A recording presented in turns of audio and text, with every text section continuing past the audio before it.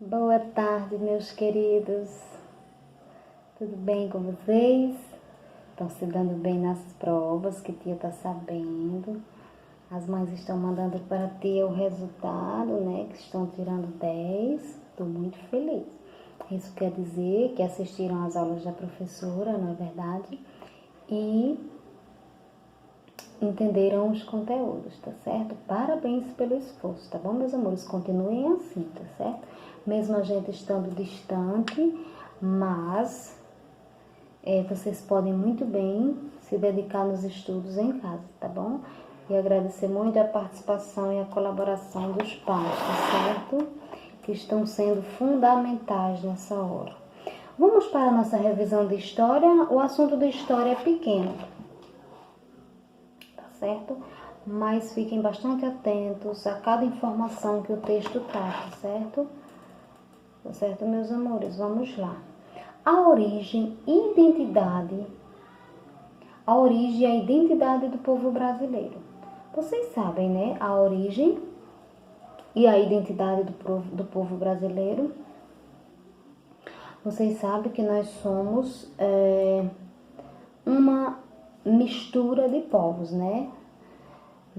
Nós temos os portugueses vieram para cá, né? Os colonizadores portugueses vieram para cá, né? Colocaram os índios para trabalhar para eles, né? Se misturaram com os índios e com os povos africanos, né? Que os colonizadores portugueses trouxeram para cá muitos africanos, né, para serem seus escravos, né? Então, no começo, né, no período da colonização, houve essa mistura de raças, né? Os europeus, os africanos e os indígenas, né? Propriamente, no início da miscigenação, foram esses povos. Preste bastante atenção no que está explicando, né? O branco europeu, os indígenas e os africanos. A miscigenação começou daí. Depois vieram outros povos, tá certo? Depois vieram outros povos, né? Tá certo? Então vamos lá. Muitos povos, o próprio texto já introduz dizendo, né? Muitos povos contribuíram para a formação do povo brasileiro, né? E essa formação étnica do povo brasileiro, ele possui como principais elementos, como tia falou, o negro, o branco europeu e o africano. Então, a mistura de raças começou por esses três, tá certo? O branco europeu, os africanos e os indígenas. Depois foi que vieram outros povos, tá certo? Tá certo, gente? Mas no início da colonização, a formação étnica, né, do povo brasileiro, os principais elementos é o negro africano, o indígena e o nativo, o indígena, nativo mesmo, e o branco europeu, tá certo?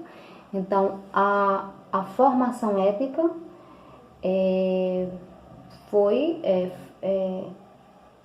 passou a existir a partir desses três elementos.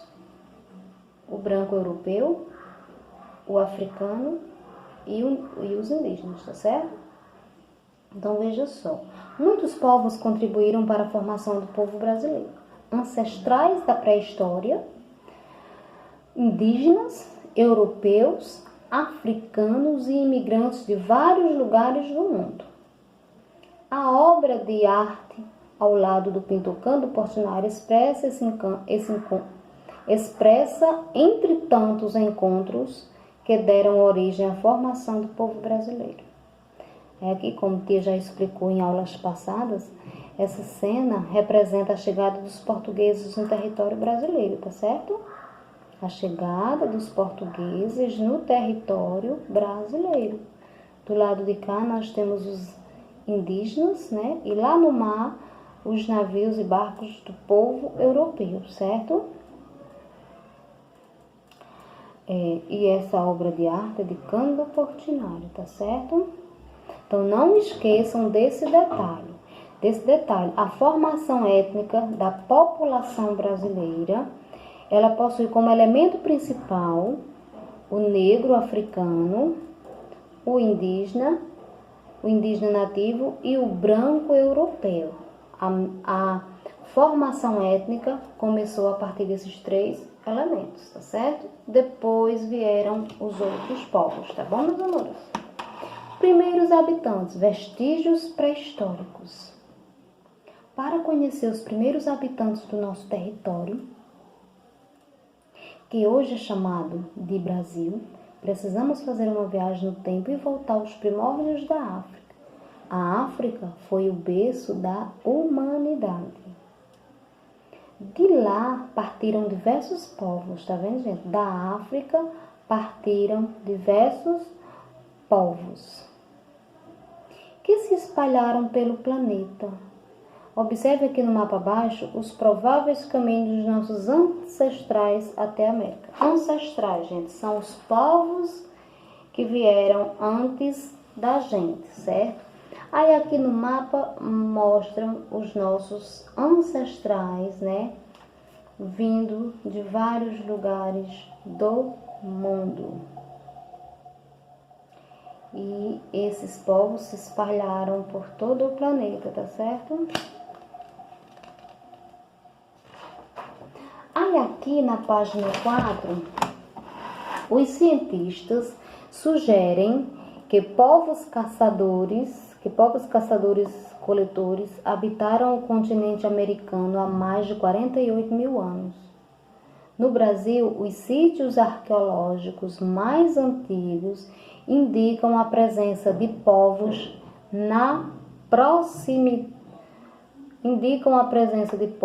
há aproximadamente 11 mil anos. Vamos nos atentarmos para essas informações que nós temos aqui, ó. Sítios arqueológicos, lugares onde se encontram vestígios de ocupação humana no passado, como pinturas rupestres e fósseis, né? Fósseis são ossos de animais, tá certo?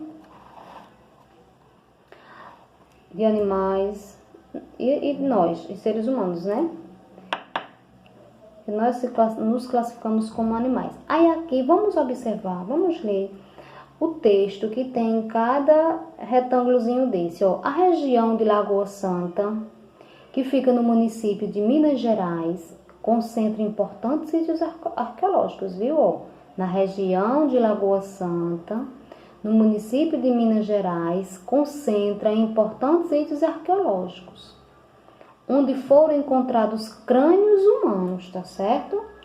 Onde foram encontrados crânios humanos. Dentre eles foi encontrado o crânio de quem? Luzia, não é verdade? De uma mulher chamada Luzia, nomeada, deram o nome a ela de Luzia, pelos arqueólogos. Pesquisas indicam que esses povos são de origem africana. Vocês sabem que os cientistas, eles têm base para falar isso, né? Eles estudam, pesquisam, analisam e chegam às conclusões mais sensatas, tá certo? Então, esse crânio de Luzia, podemos dizer que ele é bem famoso, né? Ele é bem famoso, ele é exposto em acervos, né, culturais, porque agora não lembra aonde está exposto o crânio de Luzia, né, uma mulher nomeada Luzia, que é de origem africana. Então, o crânio de Luzia foi encontrado aonde? Na região de Lagoa Santa, no município de Minas Gerais, tá certo? Aí aqui do lado nós temos vestígios de povos ancestrais. Os vestígios de povos ancestrais dedicados à pesca e à produção de cerâmicas, conhecidas como marajoaras, podem ser encontradas aonde? Na ilha de Marajó, no Pará, tá certo? Então, os vestígios de povos ancestrais dedicados à pesca e à produção de cerâmicas né, conhecido como marajoaras, podem ser encontradas na ilha de Marajó, no Pará. Aqui abaixo nós temos, sabe-se que povos ancestrais, caçadores de grandes mamíferos, como a preguiça gigante e o tigre dente de sabre, habitaram a região da Serra da Capivara, no estado do Piauí. Lá foram encontrados fósseis desses animais e diversas pinturas rupestres que ilustram a vida cotidiana desses antigos moradores, tá certo? Então, as pinturas rupestres, né, foram encontradas aonde? Na região da Serra da Capivara, no estado do Piauí, certo? E aqui nós temos os sambaquis, grandes amontoados de conchas, pedras e outros resíduos encontrados no litoral do Brasil. Eram locais de enterros e rituais simbólicos. Nesses locais são encontrados vestígios pré-históricos de povos dedicados à pesca, caça e produção de artefatos, utilizando moluscos, ossos de peixe, entre outros. Tia deseja que você tenha lido bastante o conteúdo, tá certo? Porque assim, gente, convenhamos, história, geografia, ciência, mesmo que a professora explique, o aluno precisa fazer releituras, ler novamente o assunto para você assimilar, certo? Compreender bem. Os desenhos do tempo das cavernas, a Serra da Capivara. Onde que fica a Serra da Capivara? No Piauí. É um lugar onde se pode aprender muito sobre como viviam os seres humanos pré-históricos no Brasil.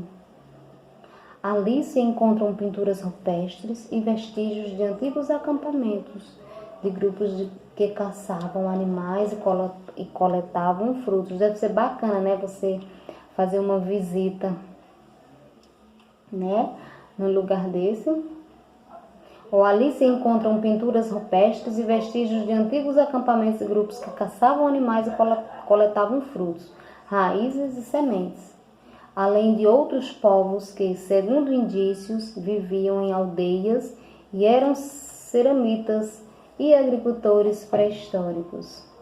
Aí aqui do lado mostra pintura rupestre no Parque Nacional Serra da Capivara, no estado do Piauí, tá certo? Então, o Parque Nacional da Serra da Capivara, qual é a localização geográfica do Parque Nacional da Serra da Capivara? Onde é que fica localizado? Se você for observar aqui no mapa, essa partezinha de verde, ó, tá mostrando no mapa, ó, Parque Nacional Serra da Capivara, tá vendo? Mostrando, né? Tem até um desenhozinho representando esse parque, tá certo? Acho que é uma árvorezinha, se tia está vendo bem. Então, o Parque Nacional da Serra da Capivara, ele fica localizado no estado do Piauí, tá certo? Então, essa é a localização geográfica do Parque Nacional da Serra da Capivara, tá certo? Ele fica, o parque no estado do Piauí, tá certo? Pindorama. O que quer dizer Pindorama? Pindorama. Pindorama hoje se chama Brasil, né? Esse nome Pindorama foi dado por quem?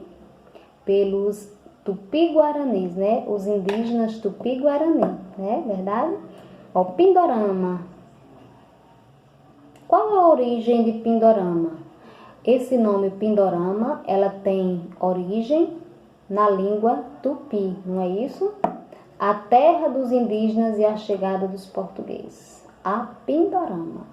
Pindorama hoje é o quê? Qual é o nome hoje? Brasil, né? Então vamos lá. Os indígenas Tupi-Guarani chamavam suas terras de Pindorama. Palavra de origem na língua Tupi, que significa o quê? Pindorama para os indígenas significava o quê? Terra das palmeiras, não é isso? Então, Pindorama para os indígenas Tupi-Guarani representavam o quê? terra das palmeiras, porque tinha muitas palmeiras, uma diversidade de palmeiras, não era assim?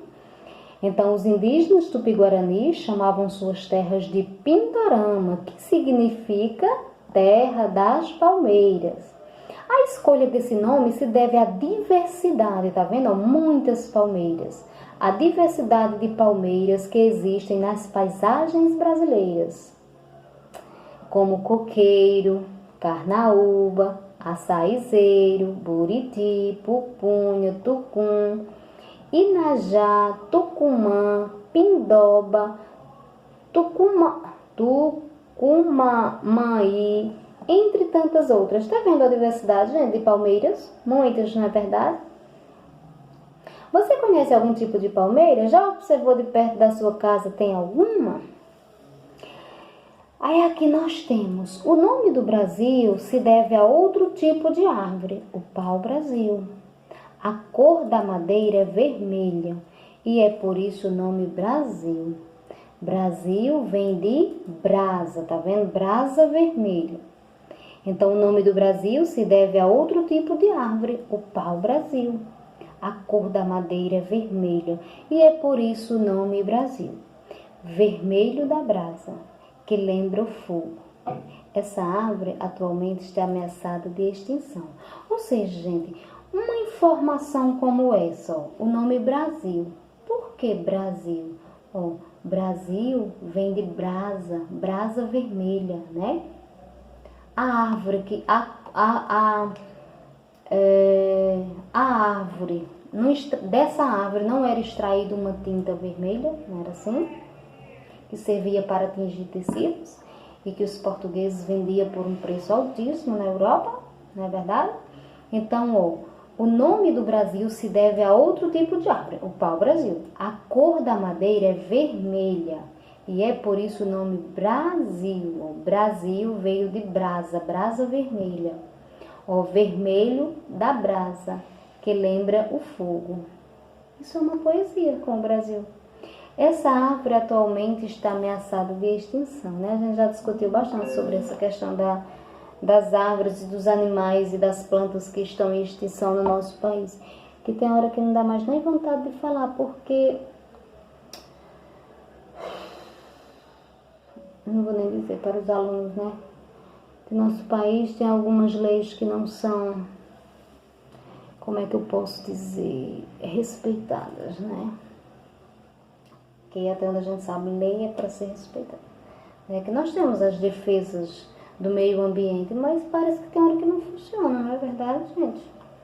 Então, seguindo aqui, né, ó, a vida dos povos indígenas mudou a partir de alguns acontecimentos históricos. Nos séculos XV e XVI, as navegações marítimas permitiram a chegada dos portugueses em 1500 ao Brasil. Alguns avanços tecnológicos foram fundamentais para que os portugueses conseguissem desbravar e atravessar o oceano até chegar às terras indígenas.